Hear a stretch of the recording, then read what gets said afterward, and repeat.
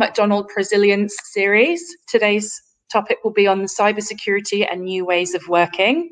I will be handing over to Mott MacDonald now, starting out with Luai. Luai, how are you?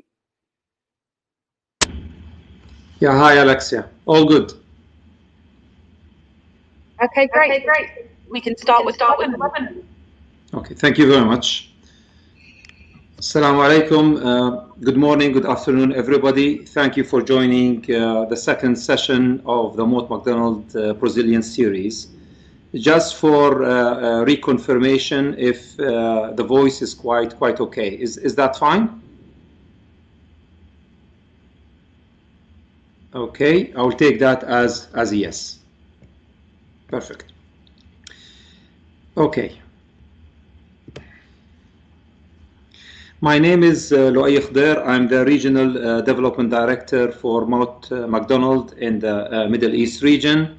Also joining you at a later stage in the call, Umang Patel, our Global Practice Leader for ICE, and Farah Kurdi, who is the Territory Lead and also in charge of the built environment for the Middle East region. In our initial session, we explored the general question about our, let's say, lack and our positioning when it comes to construction sector in the digital world.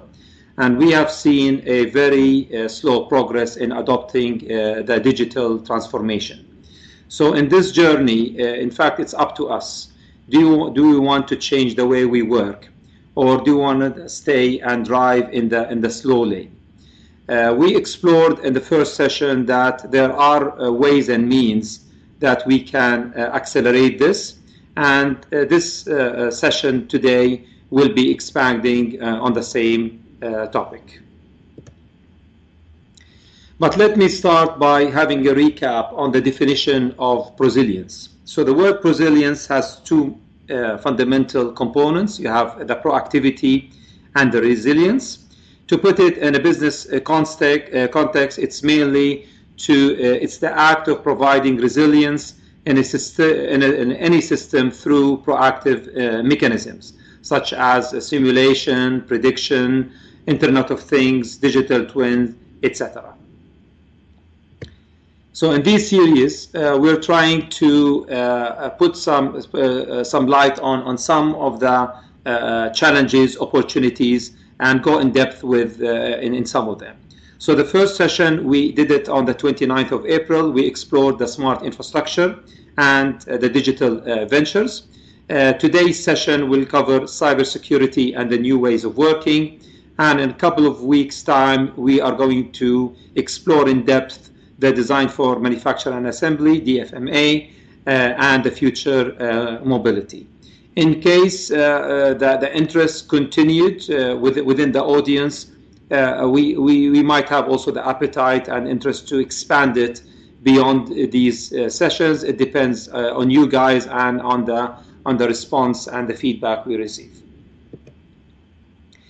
So at the earlier call, the first session, we explored many global challenges facing us, whether for our clients or also for our businesses, such as the low digitization and productivity across the industry. We looked at the water availability and also scarcity within the region and impact on us and our businesses. We also explored the extreme weather conditions and the climate change. We touched on the cyber threats and the cyber security, which will be covered very thoroughly, hopefully today, with Umang.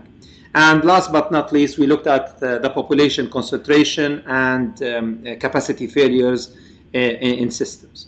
However, having said all these challenges, we also would like to share a few examples of opportunities that we can explore during this series and beyond. The first opportunity I would like to explore is what we call DFMA, Designed for Manufacture and Assembly, which is basically the use of technology such as BIM technology to design assets and components that they are easily manufactured in a factory conditions and then transported to site. Now, with this kind of method, we have seen a lot of efficiencies, whether it's reducing the waste, reducing time, cost, and even the carbon footprint. But also it has a good impact on procurement, where you will have quicker procurement, consistency, and improving the relationship with the supply chain. But also it has a social and human element to it, where if you do it in a controlled environment like a factory, the health and safety measures are better, so it's better well-being for the workers, but also it's good for the communities because they will have less disruption and quicker construction in the projects. And as you can see in the picture, this is a very large treatment plant in the UK where they have used precast to do most of the basins and the reservoirs. But another dimension also on the social part, which is basically the distribution of the value more broadly. So rather it's only concentrated on operational assets where people, they work and operate in a certain asset. You distribute that into manufacturing. And also this will help the diversification the GCC industries they're trying to do when it comes to increase the economic value of such opportunity. Now this opportunity, the DFMA, will be covered thoroughly in the third session with Simon Kerr. The second opportunity, which is quite a hot topic now, it's about the digital maturity. It's the use of the existing technologies and the development of further technologies in our industry. And one clear example would be the rehearsals and the automation in design. The rehearsals will be covered to a certain extent with Farah later, but it's all being driven by having a better outcome, whether for the society, whether for the companies and the individuals. The other aspect of the digital maturity is how the construction industry will benefit or should benefit from other industries, such as computer games and other industries. They are ahead of us, where you can simply transform and explore what they have achieved and try to implement that in our world. As you can see in the diagrams, it's quite similar to video games, where you can go through the virtual world and look at assets and look at clashes, etc., in a more efficient way. The third opportunity that was explored last time, and it's worth touching base on, is how we can make use of the current data and make better decisions to drive better outcomes. We explored the Smart Infrastructure Index, and on the screen you have the website where any entity, whether it's a person or a large group, they can go there and they can do their own assessment on their digital maturity when it comes to smart infrastructure. The more people within organization fill this, the better outcome and the better report. You will get immediately a personalized report to your organization with a feeling of the maturity that is needed in certain parts. Now this will really drive and will unlock the value and the outcome needed from your organization. But it's worth highlighting that this is not driven mainly to use the latest technology only. This needs to be driven by the new ways of working for our people and making better use of the information. And later in this session, Farah will explore the new ways of working, whether it's on the design side or also on the site-related activities. And the last opportunity is obviously all the projects that we're doing, they are at the end, they are part of a city, whether it's a new city or an existing one. So the main or the big picture will be of how to have that ecosystem of connected digital twins. So you might have a digital twin in water, on transport, education, healthcare, etc. But the ultimate goal is to have an ecosystem where all these digital twins, they are connected, they talk to each other, and the value and the outcome coming out of them will be the benefit from everybody. To conclude, it's basically to drive a better outcome for the whole life cycle of the asset per, in this case, per riyal in Saudi Arabia. This will drive benefit to the society, to the economy, to the business, and ultimately to the environment. With that, I conclude this piece of introduction. I will hand over now to Umang to explore the cyber security parts. And then after that, after Farah finishes, we will go into questions and answers if somebody has any clarifications needed. Over to you, Umang.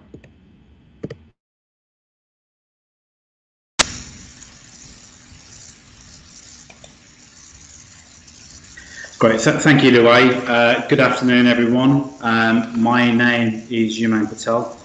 I'm a global practice leader within the Mott MacDonald business. The global practice that I manage as a bunch of practitioners is electrical ICA. ICA acronym is for Instrumentation, Control and Automation. My experience over the past 18 years has been mainly on global major projects across UK, Middle East and Asia territories, both in public and private sectors. And today I'll be taking you through a thought leadership piece that I'm leading for Mott MacDonald on cybersecurity and data security within the environment of common data environment.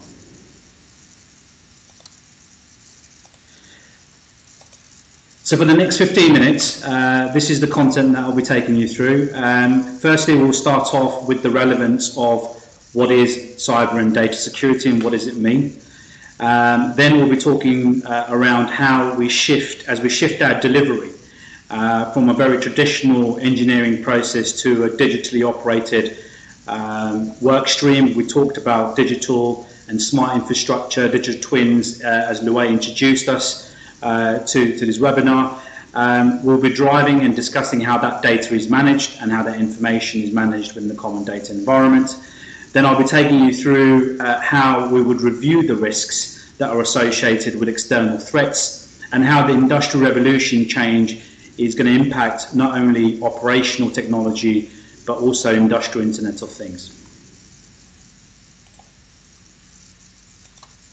So what you see in front of you at this moment is a global threat index map. This index map is from a threat cloud database. It's powered by a software provider called Checkpoint, and the software in the World Wide Web environment inspects over 2.5 billion websites, over 500 million files that we transfer between the cloud and our PCs, our smartphones, etc. And over the course of that time, it starts detecting what sort of malware activities that are happening in day-to-day environment. What you will see in the slide at the bottom left-hand corner around the research material, it's a live threat map, and it will show you what the interactions are from one part of the globe to another, and how data through the network is being transmitted, infected and distributed in territories which we wouldn't know about without this sort of software.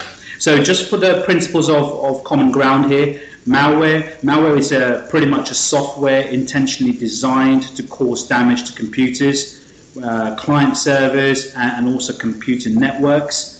As you will see in this particular graphic, that majority of the identified countries in pink have been infected or have had some sort of cyber attack in the past 12 months. And the ones which are in the darker shade are the ones that have had the highest rates of impact over the last 12 months. So then moving on to breaking that data down by territories and regions. What I've seen over my time since I've been leading this thought leadership piece over the last 18 months is that just like technology, the threat index also changes. What's been interesting observation last year is that the threat landscape has moved from your traditional sort of email, ransom sort of types of data to a much more mobile arena, mainly because most of us have all of our personal and business data managed and stored within our mobile phones. And the threat actors are now seeing this as an extreme motivation to start launching a wide range of attacks that effectively are through either advertised campaigns, they're either through credential theft, or it could be fake applications. But what's interesting is that that index of intrusion is starting to increase, which you will see on the graphic on your right-hand side with the execution files. Farah will take us into new ways of working, but smart working, by making use of platforms like Microsoft Teams, OneDrive, Skype for Business, to increase productivity within our teams, to get that increased engagement with our teams. We're starting to see more usage of smartphones, which naturally is increasing the risk exposure levels within every businesses. So I'm going to take you back through the revolution chain. First, I'll start with some abbreviations that you'll see on your right-hand side of the screen. So I'll start from the bottom up. So OT, we define that as an operational technology component. Then move to the top, we call it IT, which is information technology. And the bit which meets in the middle, as part of the Industry 4.0 revolution, we're talking about it and saying as it's an industrial Internet of Things. So you would have noticed that through the previous generations of the revolutions, 1, 2 and 3, majority of the companies were focusing on physical securing their assets. So this is prevention of people theft entering into a premise. And what I mean by that is you would have found that more designs, more infrastructure were focusing around security locking mechanisms, how we would access the environment through access control, or even in many cases asset tagging that data. But what we've seen in the Industrial 4th Revolution is a very different shift. The revolution is considering the safety of data and intellectual property, either what we'll call physical assets. So those small icons that you see, they're actually the assets that we're trying to bring from physical environment to much more controllable environment in the cloud world of working. But what does that mean is that when we start connecting smart devices to existing automated equipment, and by introducing them to any network, and I'll talk to you about networks in the next slide, what we are doing is we are creating vulnerability and we're increasing the risk exposure levels for data breach or malicious attacks. So many actors recognize that actually it's quite easier to currently penetrate OT, so operational technology assets, than the IT assets. The simple reason behind this is that the OT network right now does not receive the same level of operating systems or application updates compared to the IT infrastructure. So the challenge here is, whilst that transition happens, we need to really be ensuring that our assets are secure and managed in a risk-adverse way. So, talking about networks, so operational technology, my sort of next few slides will be focusing predominantly on operational technology, mainly because operational technology is very critical at this moment to infrastructure. And when we talk about the infrastructure change, we are starting to adopt digital environments very quickly into our construction industry. So the focus right now from the advisors and the security threat requirements seem to be around the operational world. So operational technology and infrastructure is changing at a very fast pace. And we've been talking digital twins, and to make those sort of things work, we need smart sensors. So when I describe an isolated computing system, I'll use a very basic example here. And what that means is, if we take an example of an instrument that's on a field monitoring some assets, and it's connected via a physical cable to a processor, which then controls that environment. That is what we would call isolated computing. It's a fail-safe system. It's end-to-end physically connected, so it cannot be penetrated from an external network. When we move to cloud closed network computing, we can best describe this as a SCADA system. SCADA is a sort of a supervisory control and data acquisition systems. You know, we're seeing a lot of these in the industrial control system environments. They're used mainly to control, gather data, centralize the information, and more importantly, optimize the output, which is typically the process or the assets we're working in. And in order for us to reach into that fourth revolution of change, we do need to move to open network and much more cloud-based computing. Mainly because in order for us to react quickly, to maximize, I would say, the operational process, we need the access to information at all levels. And this is where the revolution is moving into. It's moving into a point where actually you can have your data available at your handset, you can see what exactly is happening and react to that optimization of that process very quickly to make the best use of the technology that's available to all of us right now. So as I described it before, the movement in the chain levels very quickly here. So if I talk about the isolated computing, let's imagine that to be as level 0. This is the physical process. When we talk about level 6, this is about open protocols, cloud-based computing, and shared data through network. In this digital era, data analytics, industrial control systems, and smart sensors are starting to be added to the manufacturing process very quickly and at very fast pace, and mainly because there is drivers from consumers, people like us who consume energy, consume water, transport, all of these sort of great sectors we have. We as consumers want to see the return of our investment. Every time we pay for something, we want that system to be really working well at the best way it's possible.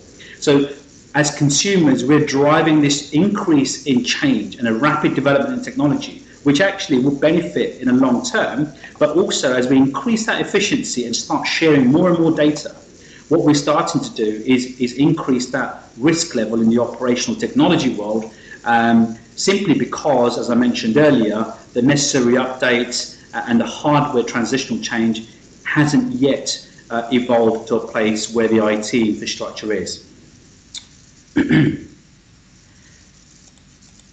So in 2017, and I can use many examples between that time and our current era right now, but 2017 was when I started getting involved in understanding the thought leadership around data management, security of data and information.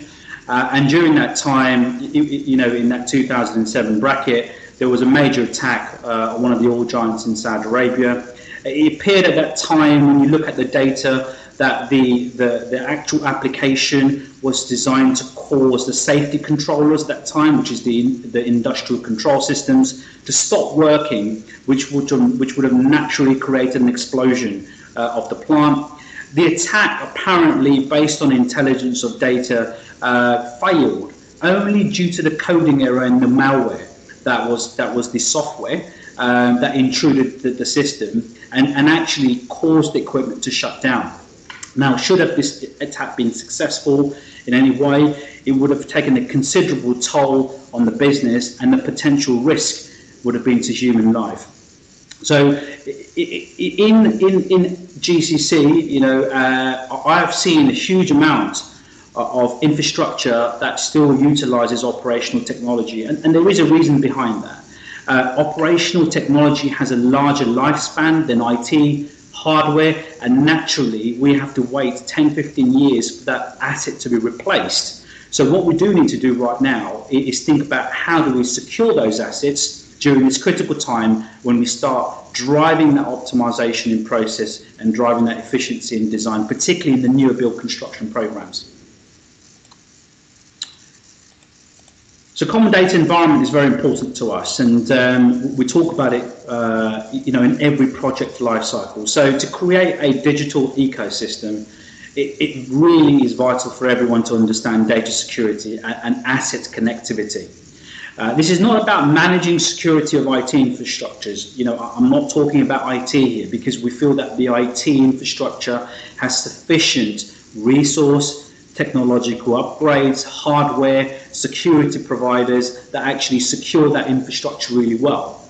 But with the recent trend we're seeing in the operational technology world, it's important that as we start shifting our traditional technology movement from a very end-to-end hardwired physical processes to much more intelligent process technology, we need to start securing that very quickly in these ecosystems to reach to where we want to be, which is at the digital twin environment where overall proposition of digital transformation journey will really be credible, and we'll be able to see the value that brings to all of us, not only from a social outcome point of view, but also from an operation, maintenance, as well as capital expenditure delivery of these large infrastructure schemes. But what that means, as you will see in the graphic here, is that within that environment, we have lots of people contributing data, and we do need to collaborate much better in a common data environment space. Very early planning helps our teams really understand what the risks are. We talk about how critical BIM execution planning is and technology planning is in every project today, but what we don't talk about is how we plan for security, how we plan for data, and how we plan and manage that data in a very secure way. So here is just an example. So Mott MacDonald's framework, looks at how this information is managed at a conceptual stage. It looks at aligning the information with the organisational policies, because organisational policies are driven by regulation and legislation.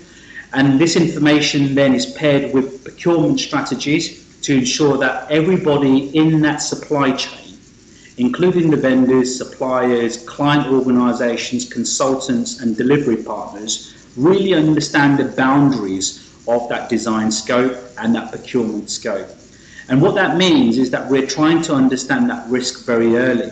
So our risk-based approach not only looks at the existing plant and how we can provide recommendations of improving that by doing a gap review to make the infrastructure more safer, but we also look at legislation and help our supply chain and integrators to address those challenges that our clients will face.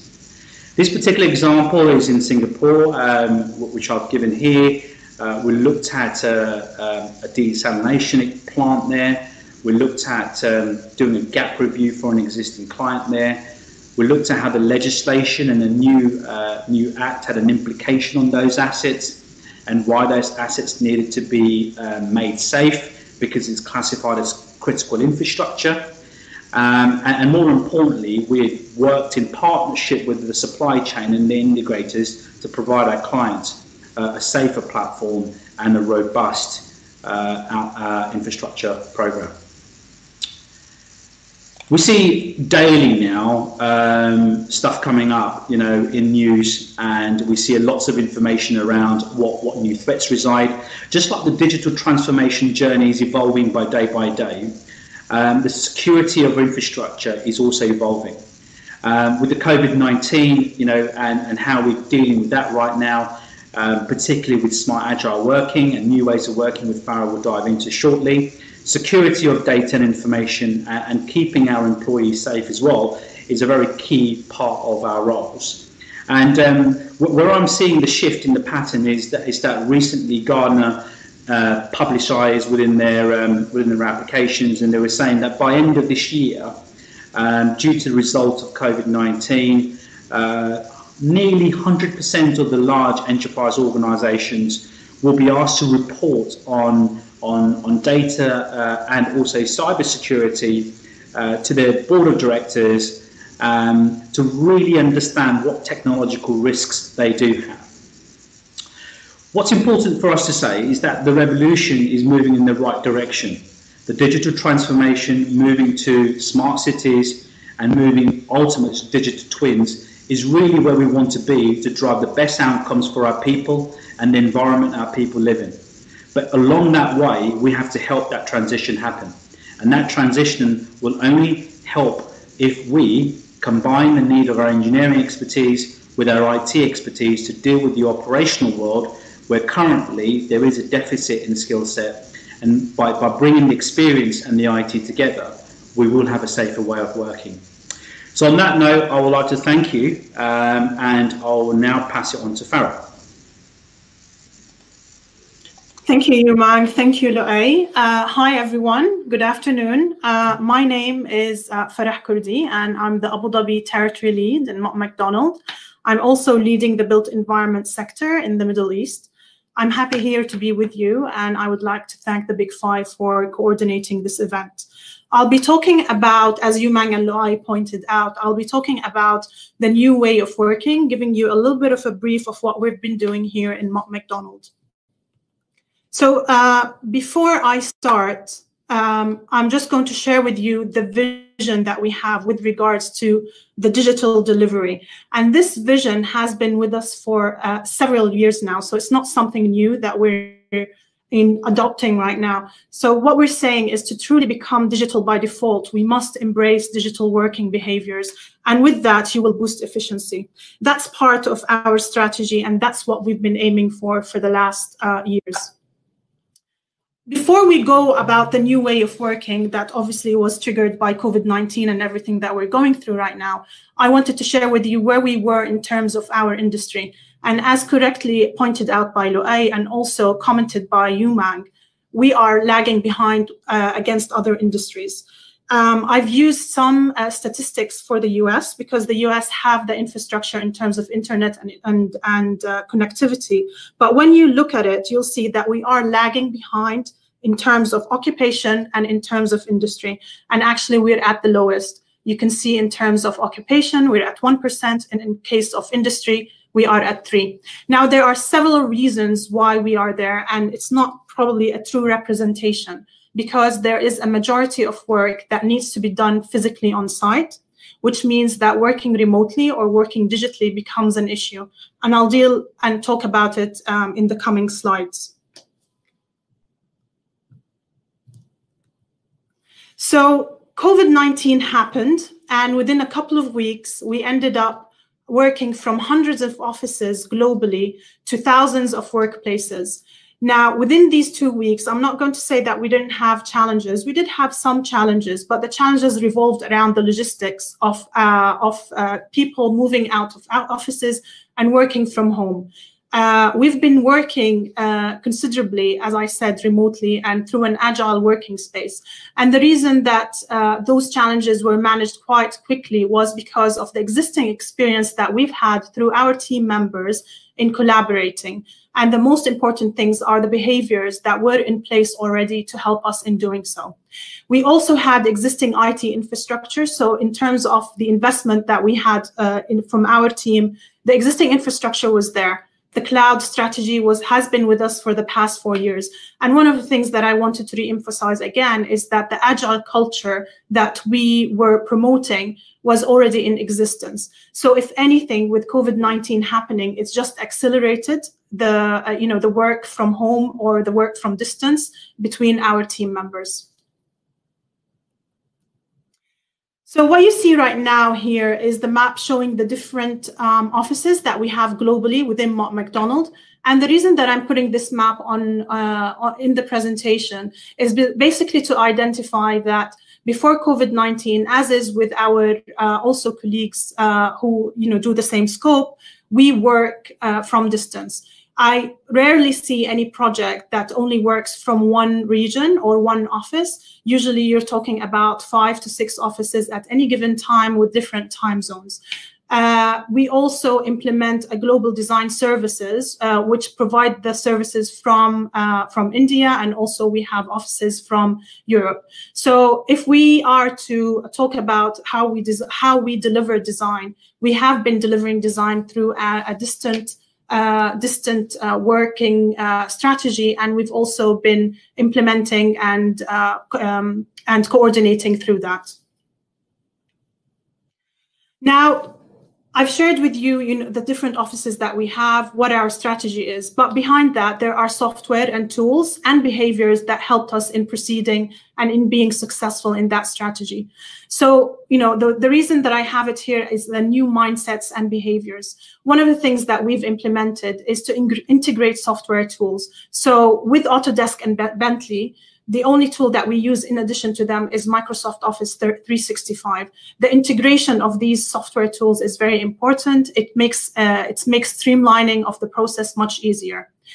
We also encourage and adopt, collaborate, and co-author in real time. So we have OneDrive to enable the staff to work at the same time from different offices. And by doing that, we cut a lot of the coordination that happens if we don't do that in real time.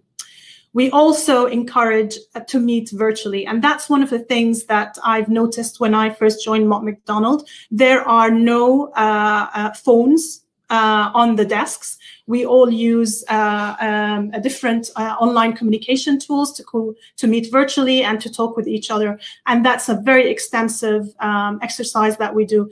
A colleague in the UK is just a click away and you can talk with them. The other thing that we also do encourage is to work out loud. So not everything is just limited to the work that we do on AutoCAD, for example, or Revit. We also encourage our team members to share their lessons learned and share all of their challenges through different pages that we have on Yammer or Microsoft Teams.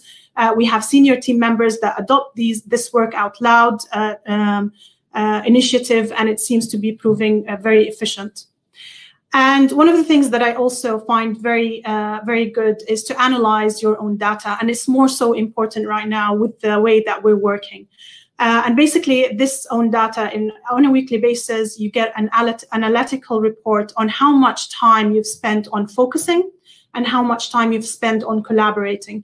And that's only sent out to the individual in the report. So it's not shared with anyone else, but it seems to give you the gives you the view of what you've been doing for the last week and helps you plan for the next week and coming forward. So I spoke about the design and what we've been doing, but one of the challenges that we have been facing, and I believe that a lot of our colleagues are having the same thing, are the site-based agile working. With site-based, there are activities that you need to be physically there. Inspectors, for example, they need to physically inspect what's happening. Now, what we've been doing is, and this is a case study that we have through our colleagues in the UK, this is a project basically that some site activities were requested from the team, and in terms of inspections and questionnaires. And what they've done is they created a new digital end-to-end workflow where they engaged closely with the sponsors and the staff that are already on site. So instead of adding more team members to the site and increasing the risk behind it, we actually collaborated with the team that was already on site and provided them with the requirements that we want. We use the power of location intelligence, and there are several softwares that can be used, and that's one of the softwares that you can see on your left that we used and basically managed this site and the requirements set by the client. Now, Luay, I think, and you might probably talked about it a little bit, one of the applications that we're also using and we have in Mott MacDonald is a rehearsive application. And basically, this is a scenario planning and rehearsal and also for training. And within it, you can share, communicate, and collaborate with the stakeholders remotely and in person, and safely rehearse construction and operational interventions. In terms of training, it provides valuable self-serve training sessions where you reinforce learning. There was a video, and I think we can share it after this session, where we can show you what type of application we're talking about. But what we have identified as an opportunity during COVID-19 is that this application basically enables experts to remotely meet and communicate, and also plan health and safety aspects in real time using health guidance and legislation, and basically collaborate remotely on construction scenarios using virtual reality and desktops. The feature of Rehearsive is that it is usable and you can integrate it with the various softwares, for example, Autodesk, Revit. It is also scalable, so you can support a single sign-in or multiple, and you can have it in desktop mode or VR mode. So basically adaptable to and integratable with the different softwares that you have. Plus, it's also an answer to the current circumstances that we all are living. Now, one of the things that I wanted to share in terms of the new way of working is that we're currently dealing with the situation as it is and as it's progressing. And this is the current normal. This is based on a study that was provided by Deloitte. What we are looking at right now is actually activating the new normal. So not just dealing and being reactive to the current conditions, but actually planning for what is next to come. One of the things that I really wanted to focus on also is with people working remotely or from home or even on site with the challenges that we have. One of the things and one of the key focuses we have is about well-being and mental health, and also the work-life balance. The distinguishing between work and life while you're working from home becomes very difficult, and that's one of the things that we are, as senior leadership in Mott MacDonald, focusing on and making sure that our team are basically taking care of work-life balance and also mental health and well-being. What's next? So we're looking at the short term, and basically, again, the short term revolves around the well-being. The item that I would also encourage all resource managers and all territory managers to look at is the productivity of our team members. Working distantly, again, may entail working a lot of working hours, but that's not about the hours, but it's more about the output that you're expecting from the team. So let's not look about the visibility of the team members, but actually look at about the output and the efficiency that they are providing. In terms of long term, one of the things, again, that is similar to where we are right now is large events, seminars, and workshops will become digital. And we've seen how successful they are in terms of bringing people together over different platforms and different regions and getting connected. Working remotely will become an integral part, obviously, of how we are going to work in the future. I believe, and again, this is one of the things that we've been working in Mott MacDonald for some time, agile working is the future. It's what COVID-19 has done is just accelerated and proved to people that, yes, some industries you can work from remotely.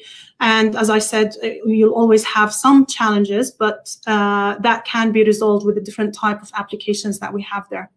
Automation will become even more required, and we'll see a lot more about it. And I think that will be probably talked about in our session 3. This is from me. Thank you very much. Back to you, Luay.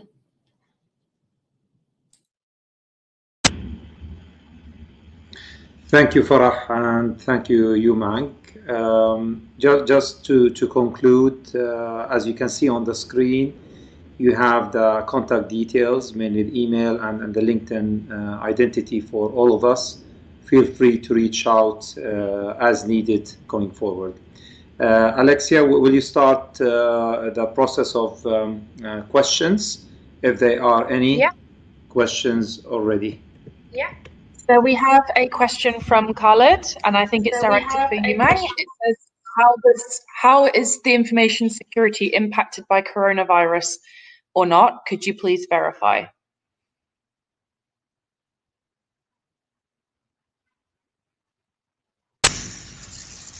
Yeah, thank you. Thank you for the question. Yeah, so the presentation I gave was very focused around the operational technology assets. So this is a focus on the machines, systems and networks that we do work. Talk about information security, which is the part around servers, computers, devices, etc.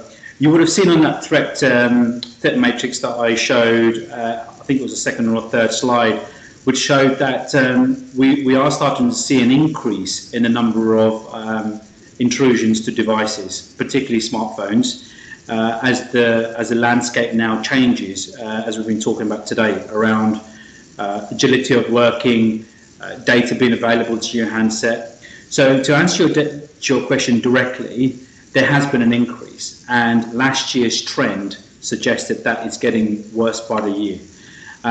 What we do need to be conscious of is how much of that data is physically stored and saved within mobile devices. Now, I can use my example as Mott MacDonald as an example. We have access to all of the platforms that we've been talking about today. whether it's Teams, whether it's Skype for Business, whether it's sort of OneDrive. But these are all driven through a company portal, and it's a secured, encrypted application that allows us to download those applications from a very secure way. So all of our data, which is business orientated, is secured within this environment. But those who sort of access the internet through for personal or private or business use, and then naturally have readers and document store files within the phone devices, we are starting to see a very big shift in that intrusion. When it comes to computer servers and hardware, there is a number of good practice principles that have been set out, and some of these look at basic things like USB sticks, for example, where we may decide to put something, on a USB stick, pass it or post it to, or digitally transfer it to another user. And naturally, if those USB sticks are not encrypted, we are naturally exposing that risk, because the data is moving from one place to another without going through a secure pipeline.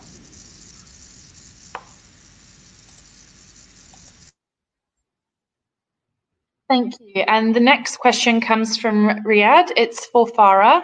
He says, while I'm all for the extensive use of technology that is available to us and going digital by default, you touched on challenges which come naturally with this. Did you carry out a study on the benefits and drawbacks of this approach?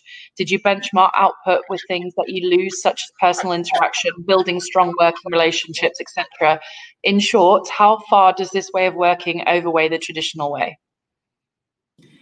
Thank you, Riyadh. I hope you're doing well. Yes, we have, and we are currently in the process of doing so with the current situation. And the reason that I'm saying that we're doing this currently is because where we are now is different than where we were a couple of months ago. A couple of months ago, we were agile working, but there was an option for the team members to go to the office. There was a lot of collaboration that's happening with clients and face-to-face discussions. Right now, it's a bit different. In terms of efficiency, it's not been impacted at all right now, but we do acknowledge that there is an element of well-being that needs to be identified. These circumstances are not normal, and as such, we don't have the study right now outweighing the advantages and disadvantages, but this is what we're currently doing, and I'm sure that I'll give you a call and share with you our results. Thank you. The next question is also for you, Farah. It says, this is Darshan Rathod from India. I'd like to know more on the agile working site for site visit inspections. Can you please share some more information on what kind of data is required for making virtual visits? Many thanks for advance for your response. Yes, and I think what I can do is we can share, Alexia, the presentation, and there was a small demo about the requirements rather than me going through and reading it out. So I'll make sure that we can share it with you.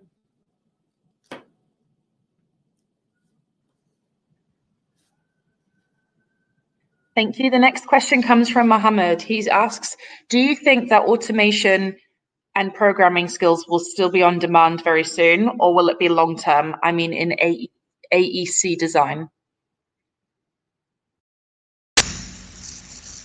So I'll take that one. Thank you very much for the question. So the question around automation, I will start with that. With the use of technology, we're starting to see a lot of digital processes being automated, whether it's in engineering, whether it's for design for off-site manufacture, or whether it's around how we get to our digital twinning environment for smart cities.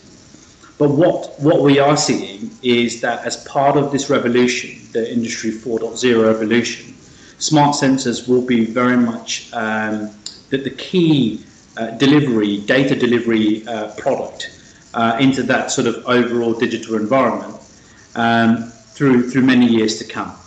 I think right now, I mean, I would say this as someone who practices electrical instrumentation, control and automation, but I think right now this particular specialism is very much a key to bridge the gap between operational technology, where we have assets that are very much legacy assets, which are 10, 12, 15-year life cycle, and bridging them to bringing them much more closer to an information-based networking, engineering with these capabilities and capacities, in my opinion, are key to help with that transition.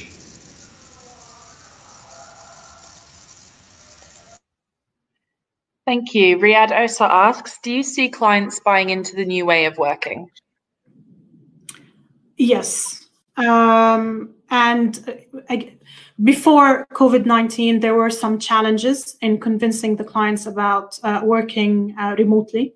But we had two items. We had the global design services that all of us within the design industry, the majority of us at least, use it. It was a bit of a challenge to convince the client about it, but they've come to terms with it.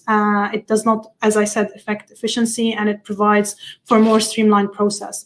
Now, in terms of working remotely with, again, the current condition that we have, the benefits of it, or the silver lining with COVID-19, is it did give the clients the comfort that we still can do the work remotely. We can still have efficient meetings through Microsoft Teams and video conferencing. So I don't see it as a long-term not having any face-to-face interaction, but in the short term, yes, they are convinced that we can meet the deadlines and submit deliverables.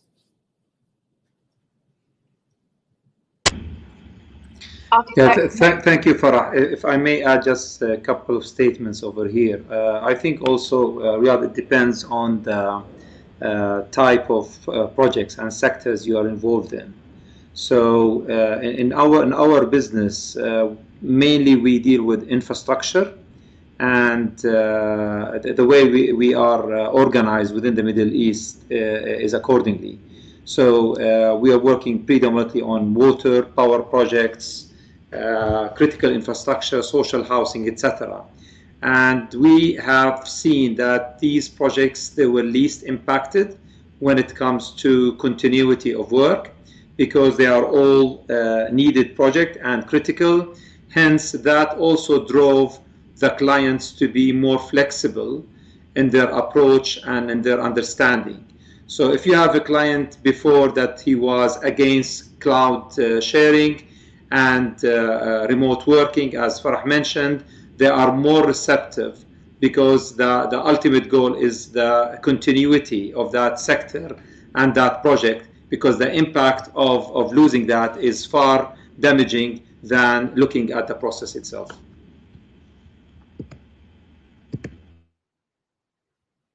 Thank you. Architect Mahmoud asks, would you recommend the optimum security platforms and or application?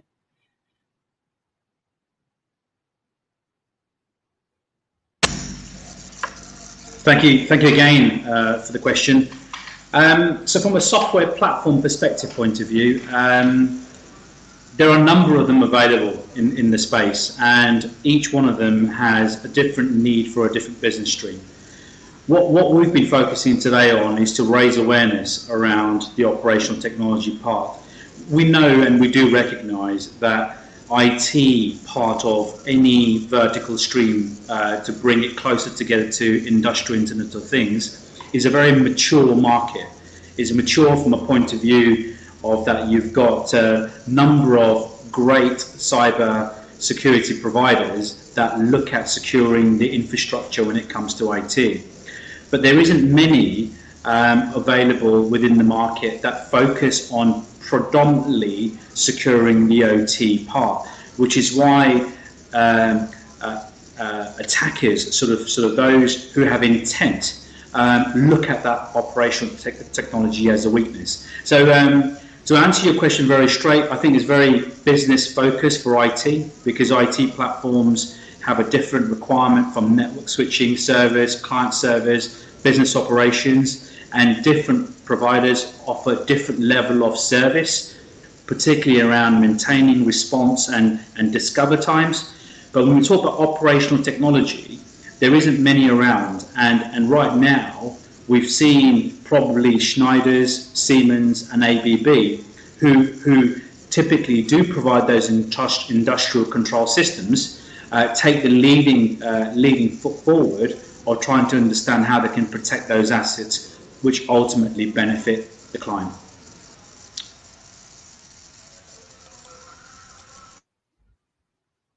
Thank you. Rebecca asks, where can we find a range of examples of design for DFMA which can be adopted on our projects? Most examples tend to be examples of very high profile or specifically innovative projects.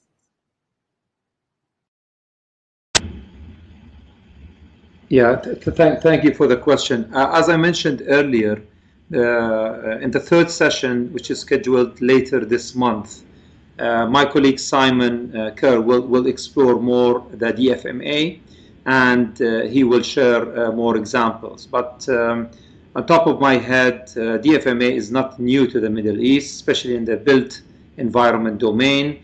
I've seen it a lot, especially in hotels and in hospitals, and has been working quite well. So it mainly related to the MEP works. However, as I mentioned earlier, in the UK, we have also extended that to infrastructure and mainly on wastewater treatment plant, where precast was used in one of the big plants called Dave Hume in the UK. So I think for the next session, I'll ask Simon to share more examples and across different sectors. But it is working, and hopefully with the current circumstances, we'll push it quicker and across different parts of the sectors.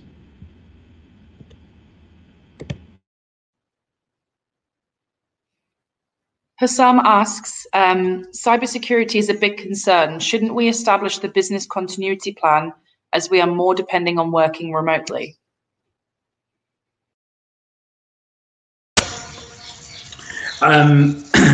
Yes, thank you very much for the question, and a great question. So as part of safe way of working, new way of working, many businesses have taken a journey through disaster recovery planning process, and also a planning process around how we return back to normal post COVID-19. Now, when it comes to so maybe I'll cover this sort of the ITO2, and maybe if Farah's got any points on disaster recovery planning, maybe she could add to it, or even Luai. But what I've seen, a lot of the essential service providers. So historically, majority of the international code of practice focuses around how we secure information technology. So these assets are servers, computers, etc., which have a quick reboot recovery times, which also have a very strong support, operational support remotely. But for OT, we don't have that, and we're at very early stages of these awareness profiles around what can we do to really recover quickly if there was an attack on an operational technology world. So big, I suppose, organisations which provide water, transport services, water resilience, recovery of water, whether it's through irrigation or whether it's to storage, they are now starting to look very closely about how they will recover from a situation which would reside where something was attacked from an OT sensor point of view, how quickly they need to reinforce and re-secure that network. And that might mean taking a service offline, i.e. turning off a treatment plant, turning off a power part of a grid. But the whole part of that process is to looking at security and safety of people. Assets we're looking at, just to finish that off, the assets we're looking at have a scale impact not only on the business economy. So if there was a large plant that ended up not providing safe drinking water to the consumer, then that has a bigger liability than a network switch going down and it being rebooted. I don't know if Farah or Luai, you want to add anything to the question around disaster recovery? Yes, thank you, Umang. I would just want to highlight a fundamental thing over here. which is the combination of domain expertise and the digital transformation. So the way we look at things is, in many instances, you have seen domain expertise being employed through a client to solve a problem, but the digital part was not up to the same maturity. Or the opposite, where you have a digital solution through a technology provider or a software, but the domain expertise was missing. So it's paramount now that you as a client, as a provider, or within the supply chain, to have the right domain expertise coupled with the digital maturity to drive any solution, whether it's a design element, whether it's an operational element, or even an investment. They need to go hand in hand to get a better outcome. Thank you. I think we've got time for 2 more questions. So Wayne asks, a lot of focus is on the external threat factors. What is in place for the insider threat/risk?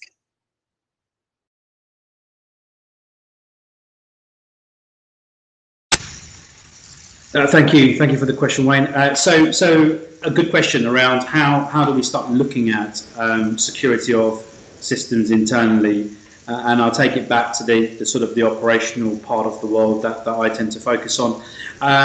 So national sort of institutes of standards and technology have started to introduce various frameworks which focuses around national critical infrastructure. There has been a lot of development from the EIC requirements and the ISO 27001, where the family of standards look at information security, but there hasn't been much around operational technology. As a global practice leader, I get the opportunity of seeing how our business globally is looking at this and how our clients are seeing it as well. We have started to see many legislations being adapted to include the operational technology reviews. Now, one of the interesting things, and maybe we can take it offline, Wayne, I'm happy to dive into the detail of that conversation. But one of the things we are starting to see is that the shift in delivering operational technology in a secure way is a prime focus right now, particularly for the new infrastructure projects that are now starting to enter the construction phase or development phase, simply because there are so many people providing different technologies, different ways of working, and supporting the delivery in a common data environment, that actually the roles and responsibilities of these individuals become blur. And when they start becoming blur, that's when we have a challenge where there is an unknown, and that unknown naturally opens up the vulnerability to threat. So like I said, please contact me on my email address there. I'm more than happy to dive into the detail of this conversation, because it's something we're very closely looking at as Mott MacDonald right now for our clients. And one of the examples I shared on the presentation with the Singapore team, that we can definitely discuss that. Thank you. And then the final question is there a global legislation on the cyber attack to have common ground adopted to all? Okay, so I just briefly touched on the refresh of the IEC 27001 family of standards and the National Institute of Standards and Technology. They are starting to look at a common framework that can be used across many parts of the business. Now, the challenge that territories have, no doubt, is that they not only have their own cybersecurity threat legislations in place where they control and monitor, discover and react to that data in a different way, but you also have got legislations that have been well established. So the ISA, the institutions of the American standards, or whether we're talking about the automation standards in America.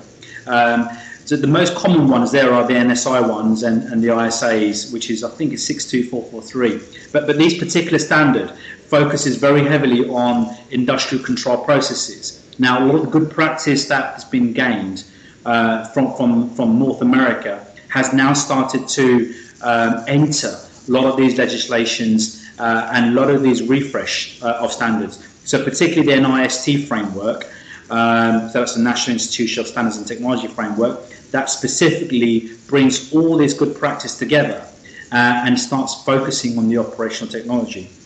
And I think as most are entering very new territory, and to some extent are learning along the way, there is a lot of work that Mott MacDonald is doing in the background, and I'm happy to, whoever asked the question, to sort of contact me and I can elaborate on it. But PAS 1192, which is where Mott MacDonald has contributed to big data and the government of digital twinning environment in the UK, really focuses around security and data management in a common data place, and that helps everybody get to the right outcome, which is where we want to be, which is about security of assets and data.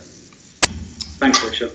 Thank you, Umang. I think that's a conclusion over here. Just a kind reminder for everybody that our next session will be in a couple of weeks' time, so that's the 27th, and we'll be covering the DFMA in more details and the future mobility. There was a note by Nether to extend these sessions beyond the third session. We can do that. We will discuss it with the organizers and see if we can continue doing these sessions every couple of weeks. Thank you all for taking the time, attending, valuable questions and opinions. Feel free to reach out to any of us. Appreciate the time. Keep well and be safe. Have a good day.